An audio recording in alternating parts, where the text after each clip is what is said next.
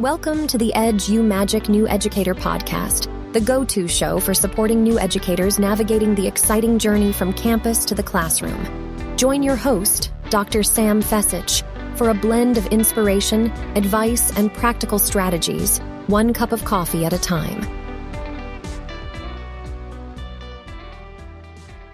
Hello, EduMagicians, and welcome back to another episode of the EduMagic Podcast. My name is Dr. Sam Fessich, and today I have with me Ashley Tedder. She's going to be talking all about building relationships with students and how that can support with classroom management. So Ashley, welcome to the show. Thank you. So this is going to be a great way to start us off. Before we jump into all of the tips and strategies you have prepared for us, can you please share a little bit about your teaching journey? So my teaching journey started back in 2016. I student taught in a kindergarten class and had the time of my life. And that's where I learned that relationships are really important. I had 22 kindergartners and we just got along so well. I still follow some of those guys. They're 8th graders this year. Actually, they graduated 8th grade this year. And so I still keep in contact with them. And if I see them at the store, they come running up and they're like, "Do you remember me?" And I'm like, "Well, of course I remember you."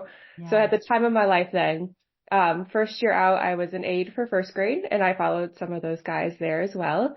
And then I taught 2nd grade for 1 year, 5th grade for 5 years. And then this past year I moved to Central Illinois and I picked up 3rd grade for 1 year, which I absolutely loved. We also had the time of our life this year. And then I am transitioning to become a principal for a primary junior high where I will help mentor new teachers. And I just had a student teacher and I got to mentor her through her new journey and interviewing, and I can happily say she got a job. So I'm very excited for her. Oh, congratulations. It sounds like you're building relationships not only with students, but also with future teachers and helping to coach and mentor them throughout their journey. That is so wonderful, Ashley. Yes, I've had a lot of fun coaching some of our newer staff that we had this year. A lot of the young people came to me, which was nice to have that experience to move on and feel confident in that. Oh, yeah. And I'm sure it also helped, like, okay, I can do this, and then go into that principal role. You'll be working with a lot of new teachers as well. So that's awesome. Yes. All good things. All right. Yes, definitely all good things. Let's jump into some of our questions. So when we think about classroom management, relationships, to me comes first and foremost, but we know that building relationships is not a silver bullet for classroom management. It starts there and it doesn't end there. So what are some effective strategies that you use to build strong, positive relationships with your students starting at the beginning of the year, but not stopping there and continuing throughout that school year? So at the beginning of the year, I always do a student survey. I don't usually ask them typical questions like, what's your favorite subject, or what do you want to learn this year? I do things of like, what do they like? Like, what's your favorite cartoon? What's your favorite book series? And I kind of take that and then I get to know each kid personally from there. And I always like to do the 2 by 10. So for 2 students for 1 week, I spend 10 minutes with them each day just to kind of get to know them and just have a conversation with them. And I think that's made a huge difference with my class, especially this year, because they recognized right away that I care about them as a person. And they took on to that. And that's how we kind of formulated the rest of our year. But like you said, it doesn't stop there. Throughout the year, I still keep up with their interest. A lot of the times my class would ask for a certain read aloud this year, and I would buy it for them, and we would create a moment and read it together and have a good time with it. And they knew that I would go out of my way to do those things. And anytime we would do that, they would go, "This is so fun. Thank you for taking care of us." And I'm like, this is what it's all about. Yes. And anytime they ask me to come to their events outside of school, I'm there if I can make it. When I taught 5th grade, I went to all of their band concerts, some of their volleyball games, some of their baseball games, their orchestra concerts, anything that I could show up to make them feel supported. And a lot of the time, since I'm a musician myself, kids and I would have chats about what was it like for me and how they would kind of refer. They're like, "Do you remember being in 5th grade?" I was like, "Oh, I remember a 5th grade band struggled, but it's going to get better." And we would talk about some positive self-talk and get them through it. But I just think getting to know them as people first and foremost to show that you care, and keeping that throughout the year is how I build those strong relationships. And even if there is something going on, my kids know I know when something's wrong. And if I say something to them, they're like, "Yeah, you're right. Something's not right. And can I talk to you about it?" And I think that's been a huge thing for me, is to just let them know that I know their people. That is so important, starting off with knowing that they are individuals, unique individuals in your class, and treating them as such, as people. I think that goes a long way. And I love this 2x10 rule. I think that's definitely something I can implement into my college classroom as well, picking 2 students and maybe going to grab a coffee or something. It's different in higher ed. You can do that with students. But that's a great way to get to know them and start to build that relationship. So we know that building relationships is successful to help with classroom management, even planning those lessons. I'm sure you implemented and pulled some of those interests and sprinkled them throughout your lessons. But can you share an example of a time when you successfully turned a challenging relationship with a student into a positive one? And what steps did you take? Because we all have those students who are a little hard to reach. So I had one student this year, lots of trauma. Beginning of the year, their only parent passed away. And so our relationship became really hard just because of all the trauma and things going on. When they came back, it was like they had no clue where they were at. They forgot every routine. And so we started from scratch, and it was so hard, because I had to rebuild that trust with that student because they were so scared of everything, everybody. And so every day, I would just sit and talk with them for about 5 minutes or so, do a check-in, and then I would write them notes, like positive notes saying, hey, if you want to talk, I'm here. If they needed a moment, they knew they could just tap me and they could go take a moment.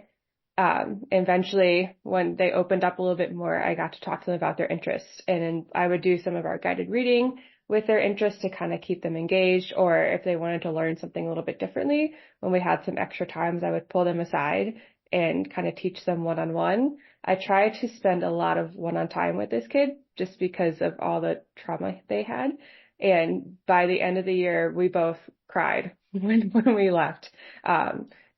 Mimi was so grateful for everything we had done because he also had some health issues along the way.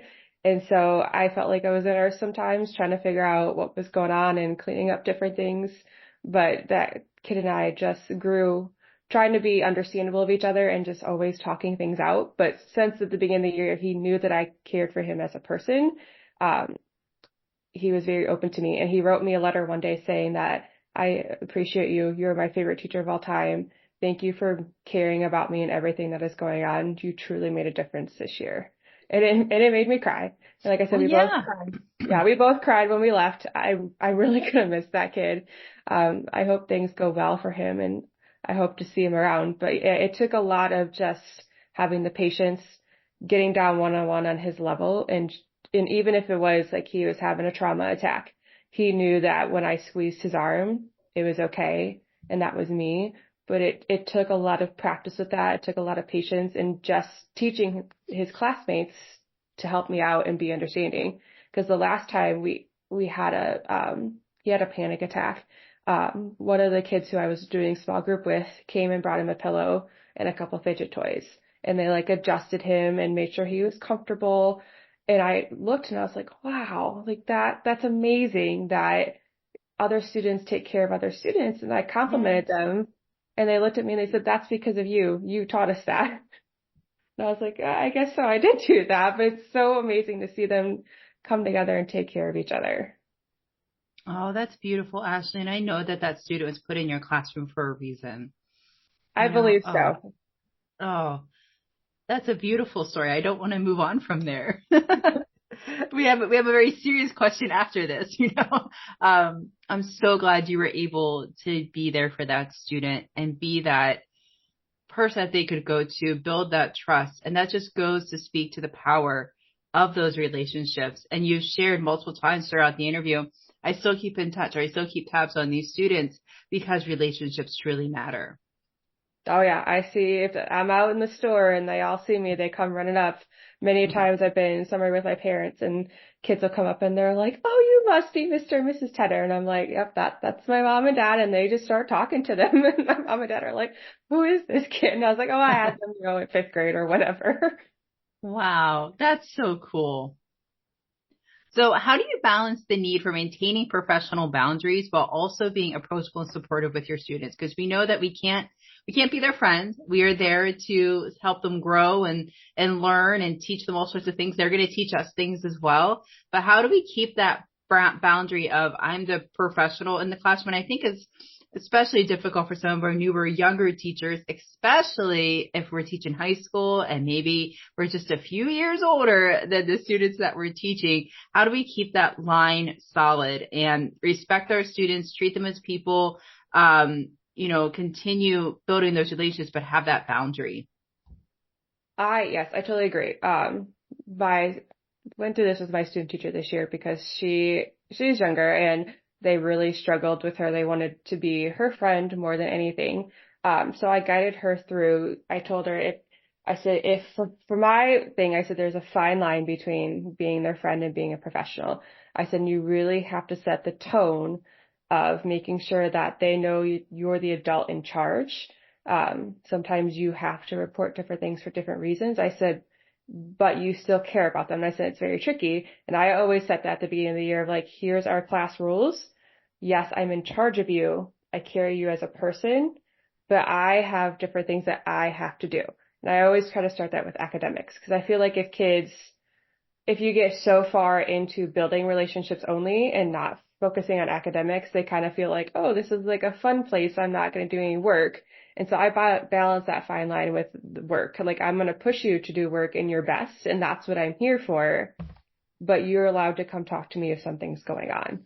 And I think with a lot of my kids this year, we struggled with that. They did not want to do work at all. Because they never really had anyone care for them. And so they thought it was just a good old time. And when I made them do work, they were like, oh, you're the worst person ever.